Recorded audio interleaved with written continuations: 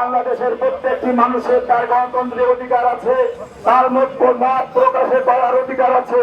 তাই 2009 সালে পিলখানায় যে নির্মাণ হত্যাকাণ্ড হয়েছিল, তাই আমাদের কিছু নিরীহ বিডিআরের উপরে চাপিয়ে যে আমাদের অন্যায় বিচার করা হয়েছিল, সেই বিচারের প্রতিবাদে আমাদের চাকরিতে পুনর্বহালের দাবিতে আমরা স্বরাষ্ট্র উপদেষ্টা মহোদয়ের সাক্ষাৎ করার জন্য আমরা গতকাল স্বরাষ্ট্র উপদেষ্টা মহোদয়ের কাছে আমরা যাচ্ছিলাম। কিন্তু প্রতিমধ্যে আমাদের এই নিরীহ কর্মসূচি আমাদের বিডিআরের উপরে পুলিশের অতর্কিত হামলা, নেক করিডোর হামলা, আমাদের ভিতরে আমাদের দুইজন মুক্তিযোদ্ধা ছিলেন যারা এই বাংলাদেশকে স্বাধীন করেছে, যাদের বিনিময়ে আমরা এই বাংলাদেশকে স্বাধীন পেয়েছি, সেই মুক্তিযোদ্ধাকে রক্তাক্ত করেছে, লাথি দিয়েছে।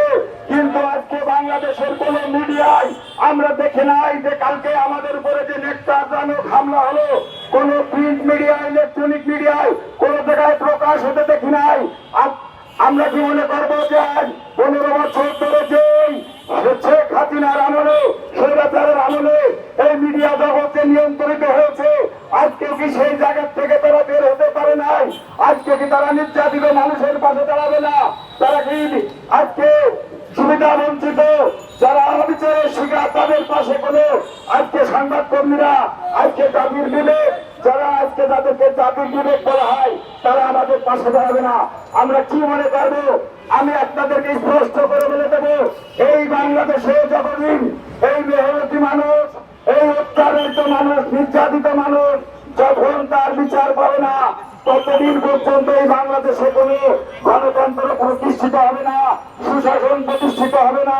আমি আপনাদের মাধ্যমে জাতিয়ে দিতে চাই, এই সরকারকে আজকে আমাদের উপর যে নির্যাতন করা হচ্ছে, আমাদের বিরুদ্ধে যে অবিচার করা হচ্ছে, তার কোন প্রতিকার আমরা পাচ্ছি না।